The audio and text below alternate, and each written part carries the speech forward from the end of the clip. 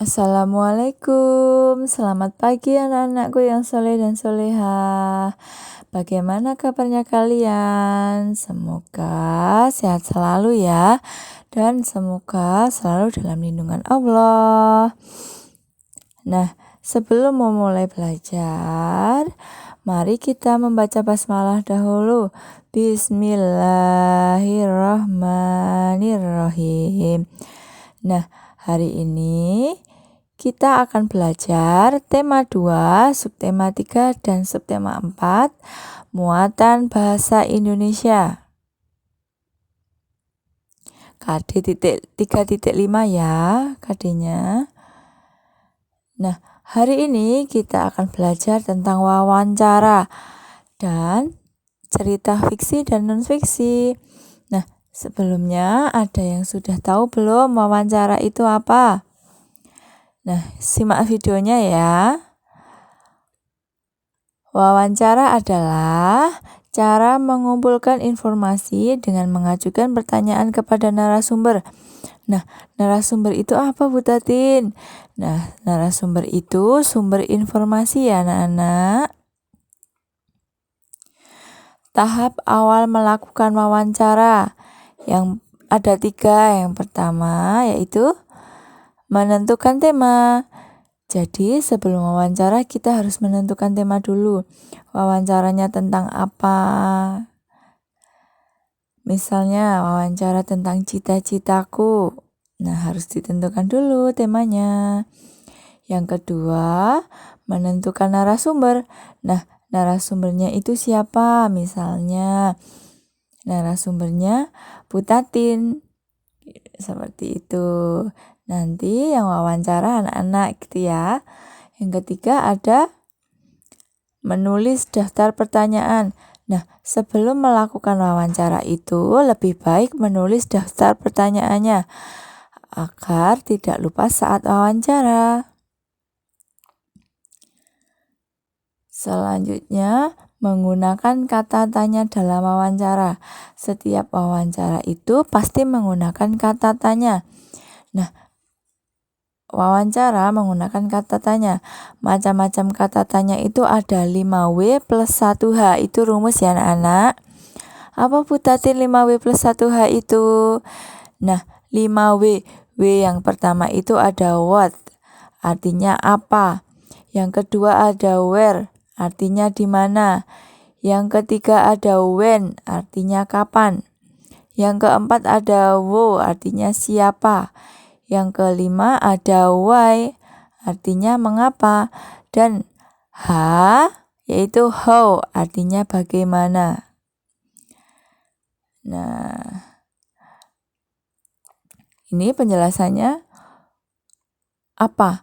Nah, kata apa tanya ini berisi pertanyaan mengenai permasalahan atau hal yang terjadi pada suatu peristiwa. Yang kedua ada where, di mana.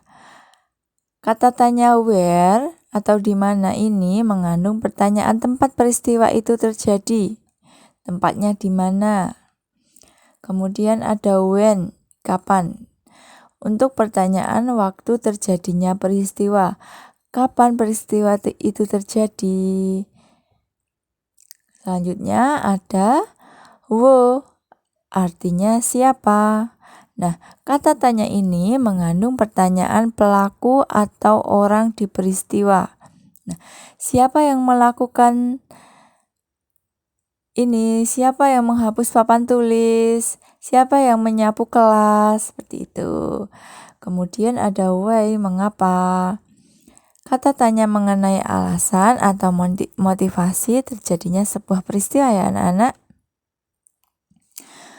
Contohnya, mengapa Dino menyapu kelas? Nah, mengapa Dino harus menghapus papan tulis?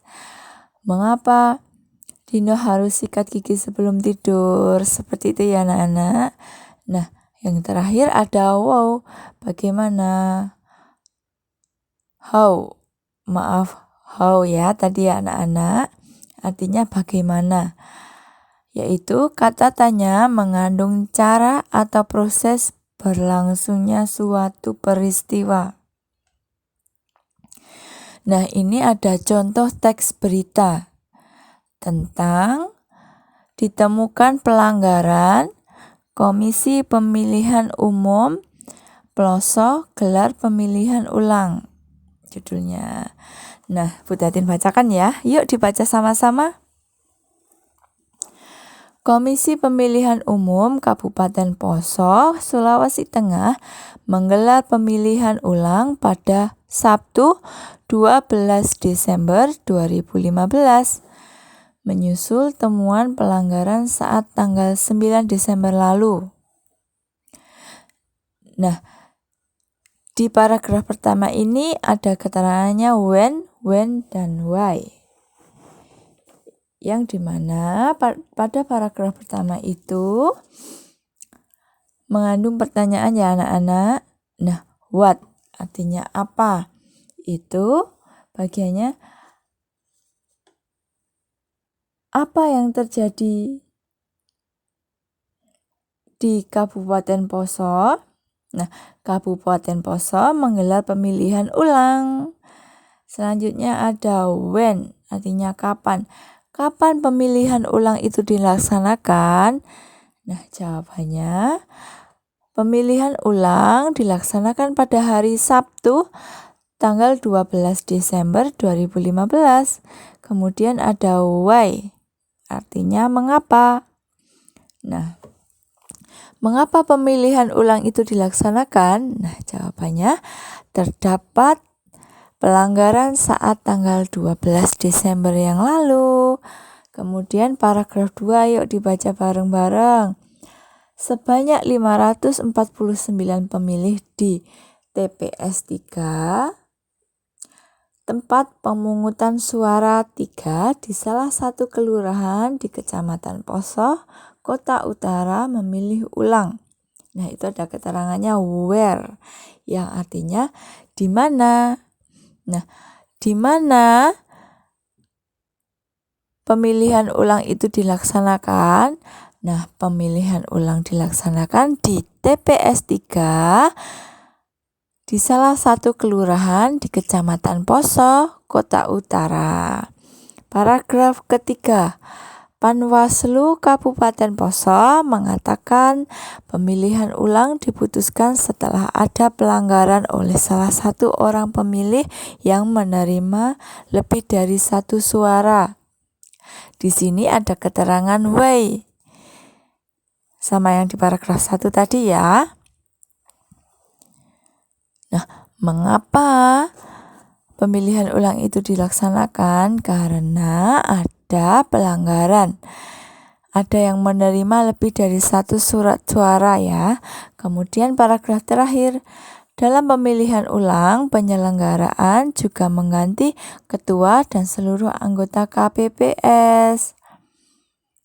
Pelaksanaan pemilihan ulang, pemilihan Bupati dan Wakil Bupati Poso yang diikuti 4 pasangan berjalan dengan lancar dengan penjagaan dari aparat kepolisian. Nah, di situ di paragraf terakhir itu terdapat pertanyaan how, maaf ya anak-anak, how artinya bagaimana. Nah, bagaimana proses pemilihan ulang itu? Nah, prosesnya dengan mengganti ketua dan seluruh anggota KPPS. Seperti itu ya anak-anak. Selanjutnya ada cerita fiksi dan non-fiksi. Pengertian cerita fiksi. Nah, ada yang sudah tahu belum cerita fiksi itu apa?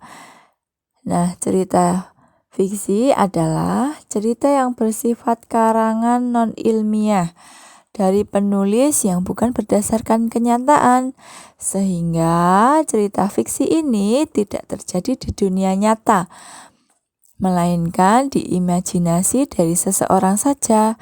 Nah, contohnya cerita fiksi itu ada cerita Aladin, cerita Upin dan Ipin di televisi itu. Kemudian ada cerita Superman. Dan cerita-cerita yang tidak benar-benar terjadi di dunia nyata. Novel dan cerpen juga termasuk ke dalam cerita fiksi atau tidak nyata. Selanjutnya ada cerita non-fiksi.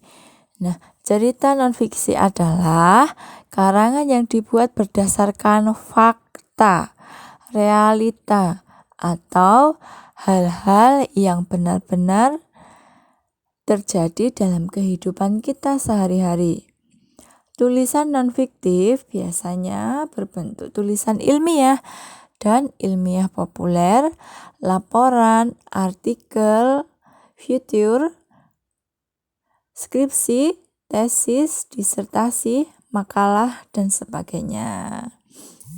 Contoh cerita non-fiksi itu ada di buku pelajaran, di buku harian, di koran, di majalah, dan di kamus. Nah, di koran itu isinya kan beberapa berita ya anak-anak. Nah, berita itu kan merupakan fakta dan realita yang terjadi di kehidupan sehari-hari ya. Nah, sampai di sini pembelajaran hari ini. Terima kasih sudah menyimak video dengan baik. Mohon maaf apabila Bu Tatin terdapat salah kata. Mohon dimaafkan ya anak-anak. Bu Tatin tutup. Wassalamualaikum warahmatullahi wabarakatuh.